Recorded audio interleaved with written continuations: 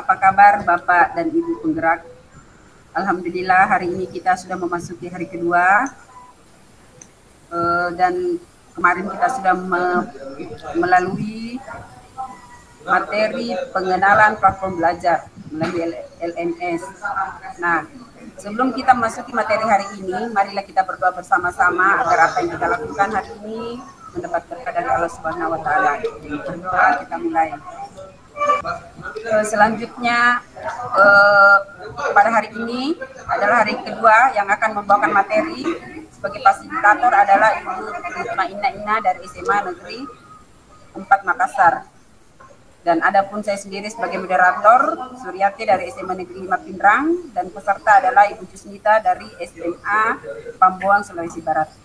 Nah, untuk mempersingkat waktu, saya persilahkan kepada Ibu Mutmainnah Ina untuk memaparkan materinya. Silakan Bu Ina. Oke, terima kasih atas kesempatannya. Saya akan memaparkan materi.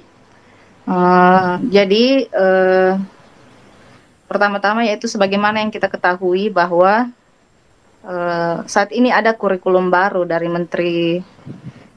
usulan dari Menteri Pendidikan kita, yaitu Pak Nadiem, yaitu bisa saja kita sebut dengan kurikulum sekolah penggerak. Nah, di sini sebagaimana kita ketahui kalau kurikulum ini sangat berfokus pada siswa, dan di sini siswa yang aktif. Adapun karakteristik siswa yang akan dibentuk atau profil pelajar Pancasila ada beberapa, yaitu beriman, bertakwa kepada Tuhan Yang Maha Esa, berakhlak mulia, berkebinekaan global, bergotong royong, kreatif, bernalar kritis, dan mandiri. Nah, ini adalah tujuan karakteristik yang akan dibentuk pada kurikulum terbaru ini. Nah, adapun pada dimensi dan elemen profil pelajar Pancasila ini, yang pertama yaitu beriman, bertakwa kepada Tuhan Yang Maha Esa, dan berakhlak mulia. Kita harapkan ini siswa kita memiliki sifat akhlak beragama, akhlak pribadi, akhlak kepada manusia, akhlak kepada alam, dan seperti itu.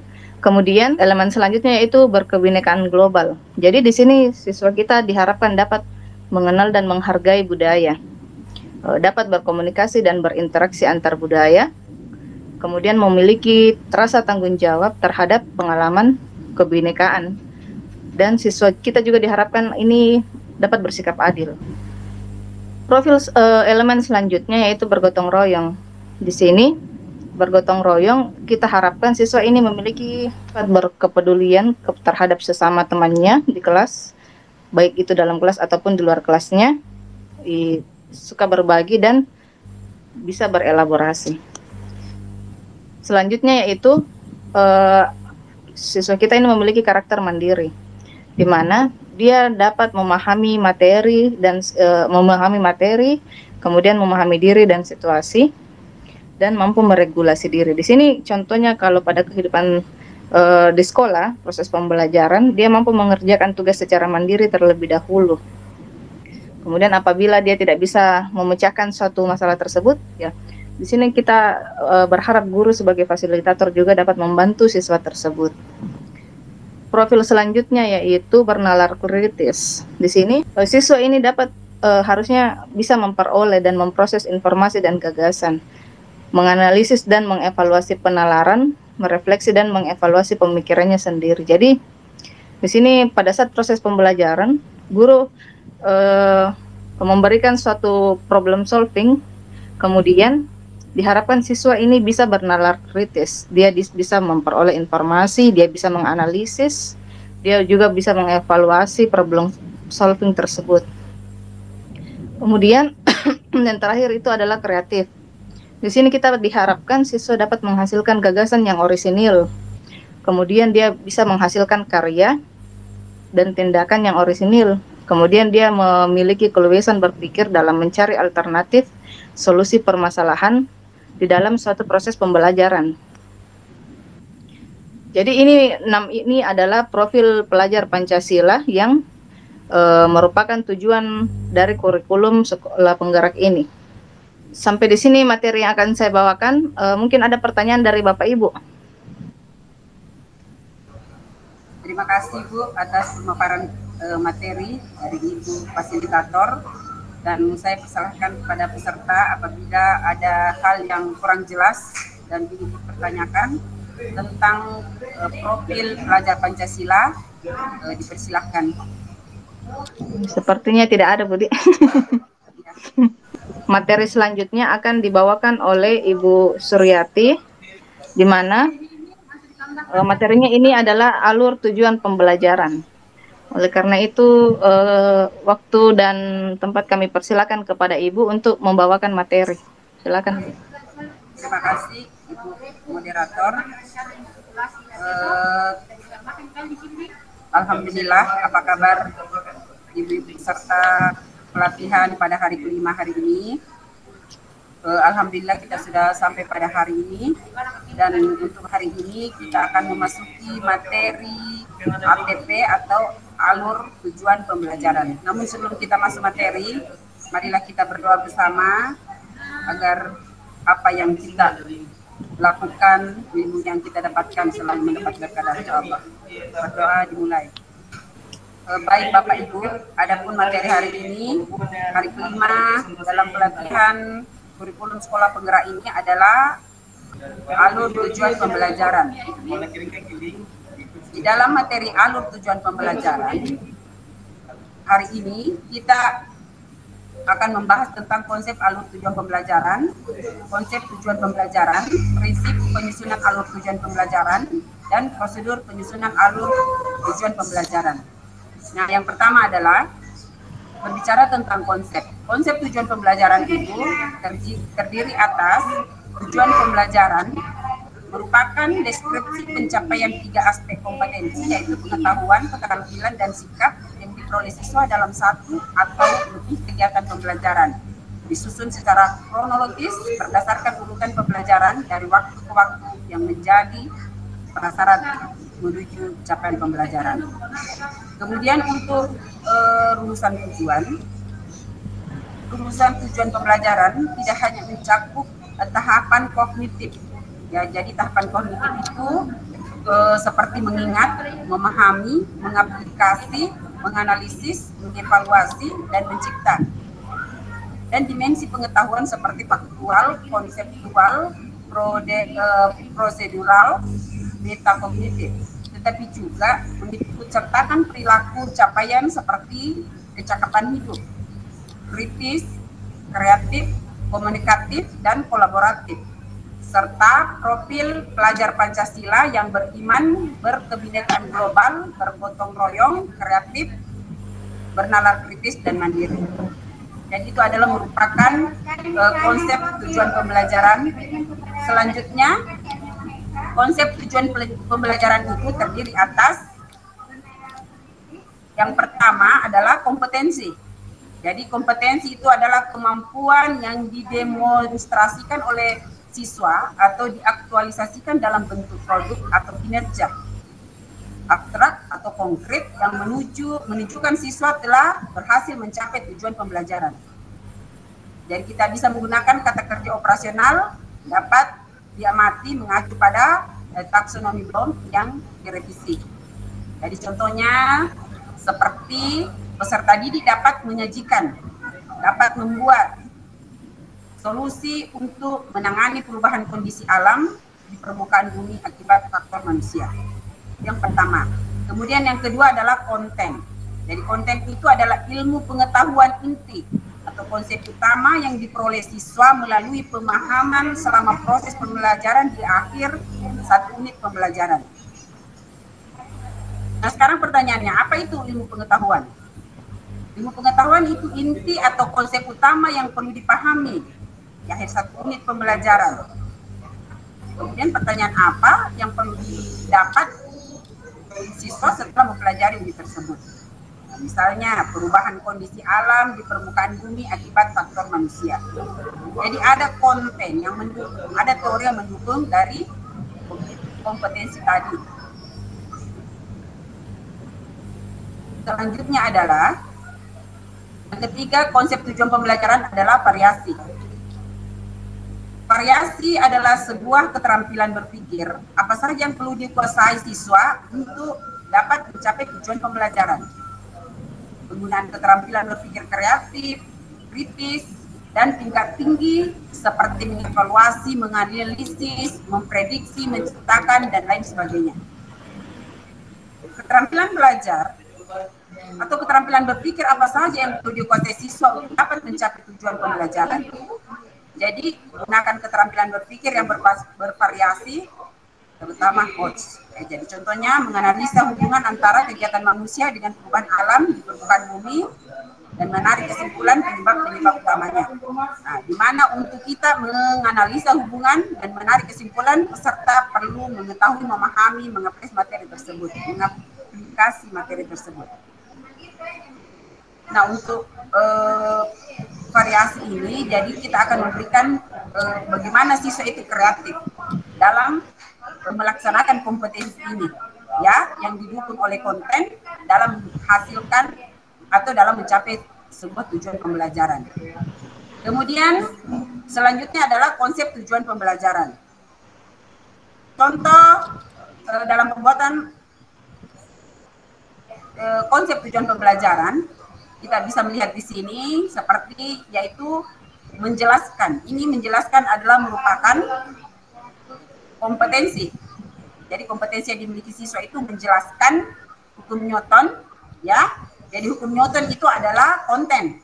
Jadi teori yang mendukung, kemudian dengan menggunakan kata-kata sendiri. Jadi kita melihat kata-kata sendiri ini merupakan variasi dari cara berpikir kreatif siswa dalam mendapatkan atau menemukan variasi tersebut dalam belajar dan menceritakan fenomena dalam keseharian yang menggambarkan hukum Newton. Kemudian kita bisa contoh yang lain yaitu merancang. Jadi merancang itu juga merupakan kompetensi. Ya, kompetensi menjelaskan, merancang itu solusi. Ya, solusi itu adalah merupakan variasi. Jadi anak-anak berpikir kreatif untuk mencari solusi apa dalam menyelesaikan permasalahan. Dalam konservasi energi dalam skala rumah tangga. Jadi ini konservasi ini merupakan konten. Ya, merupakan konten atau teori yang mendukung dalam penciptaan atau dalam pencapaian tujuan pembelajaran ini. Nah, jadi kalau merancang dengan menyelesaikan permasalahan itu merupakan kompetensi, sedangkan itu solusi itu merupakan variasi. Nah, jadi kalau berbicara tentang catatan di sini, kompetensi itu adalah kata kerja yang menunjukkan keterampilan aksi apa yang anak-anak siswa lakukan, apa yang siswa kerjakan untuk mencapai tujuan pembelajaran itu. Nah, kalau untuk konten ini dalam materi yang dipelajari, sedangkan variasi adalah penggunaan keterampilan berpikir kreatif, kritis, dan tingkat tinggi bagi anak dalam mencapai tujuan pembelajaran tersebut. Jadi terima kasih Bu atas pemaparan materinya mengenai alur tujuan pembelajaran. Oleh karenanya kepada peserta, apakah ada yang ingin ditanyakan? Sepertinya tidak ada ya Bu, berarti sudah mengerti tentang alur tujuan pembelajaran. Kalau begitu terima kasih kepada Ibu Suryati atas pemaparan materinya. Semoga ilmu ini yang kita dapatkan ini bermanfaat. Untuk selanjutnya materi mengenai kurikulum pendidikan operasional satuan pendidikan akan dibawakan oleh Ibu Jusnita. Pada Ibu Jusnita kami persilakan untuk memaparkan materinya. Terima kasih. Assalamualaikum warahmatullahi wabarakatuh. Waalaikumsalam warahmatullahi wabarakatuh. Terima kasih atas kesempatan yang diberikan kepada saya. Baik, saya akan memaparkan materi saya. Jadi di mana materi ini kita sudah masuk pertemuan ke-7 barangkali. Ya. Jadi sebelumnya ada beberapa pemateri yang menjelaskan tentang apa yang di dalam di ini tentang profil belajar di sekolah penggerak ini. Ya, jadi ini ada bagian dari profil belajar Pancasila seperti itu. Jadi baik Bapak dan Ibu peserta pelatihan ini, sebelum kita lanjut ke materi apa yang saya akan paparkan sebentar, marilah kita berdoa bersama-sama menurut keyakinan dan kepercayaan kita masing-masing. Berdoa dimulai.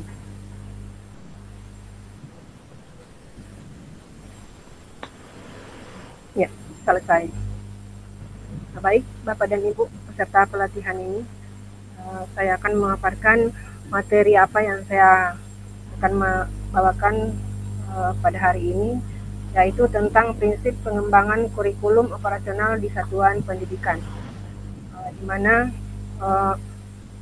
kurikulum operasional di satuan pendidikan ini sangat penting. Jadi ini pertama ada beberapa bagian, itu berpusat pada peserta didik. Selanjutnya kontekstual,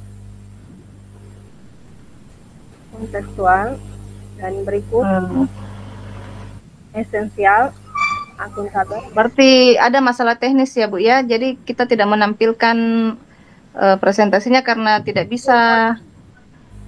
Ya, mohon maaf Bapak, masalah teknis ya. Ini saya tidak bisa menampilkan karena dari tadi juga ini jaringan saya di sini agak bermasalah, jadi mohon maaf saya tidak bisa menampilkan. Ya. Tidak apa-apa Bu, tidak apa-apa. Silakan dilanjut. Ya. Berpusat pada peserta didik, di mana pembelajaran harus memenuhi potensi, kebutuhan, perkembangan, dan tahapan belajar, serta kepentingan peserta didik. Profil belajar Pancasila selalu menjadi rujukan pada semua tahapan dalam penyusunan kurikulum operasional sekolah. Nah, di mana ini di sini kontekstual, ada juga kontekstual, menunjukkan bahwa kekhasan dan sesuai dengan karakteristik satuan pendidikan, konteks sosial budaya dan lingkungan, serta dunia kerja dan industri. Dan selanjutnya esensial. Nah, di mana ini esensial ini semua unsur informasi penting utama yang dibutuhkan oleh para pemegang kepentingan tentang kurikulum yang akan digunakan di satuan pendidikan dapat diperoleh di dokumen tersebut. Bahasanya luas dan mudah dipahami, tidak mengulang naskah dan kutipan yang sudah ada di naskah lain. Dokumen ini tidak perlu memuat kembali, misalnya lampiran Dikbud, CP, struktur, dan lain-lain dalam dokumen kurikulum operasional. Selanjutnya, akuntabel. Nah, di sini akuntabel dapat dipertanggungjawabkan. Jadi di sini harus dapat dipertanggungjawabkan, ya, karena berbasis dan aktual. Itu untuk akuntabel. Melibatkan berbagai pemangku kepentingan. Nah, ini ada juga melibatkan berbagai pemangku kepentingan, di mana pengembangan kurikulum satuan pendidikan melibatkan komite satuan pendidikan dan berbagai pemangku kepentingan, antara lain orang tua, organisasi, berbagai sentra, serta industri dan dunia kerja untuk SMK misalnya, di bawah koordinasi dan supervisi Dinas Pendidikan atau kantor kementerian yang menyelenggarakan urusan pemerintahan di bidang agama sesuai dengan kewenangannya. Operator, silahkan. Terima kasih atas pemaparan materinya Ibu Jusnita mengenai kurikulum operasional satuan pendidikan. Sekian hari ini mengenai pelatihan in-house training kita. Semoga ilmu yang dipaparkan oleh para pemateri dapat memberikan manfaat, kemudian dapat diterapkan nanti pada sekolah kita masing-masing dengan kurikulum baru ini. Amin. Dan semoga apa yang kita lakukan pada hari ini juga bisa memberi berkah. Terima kasih atas partisipasi dari peserta dan para pemateri.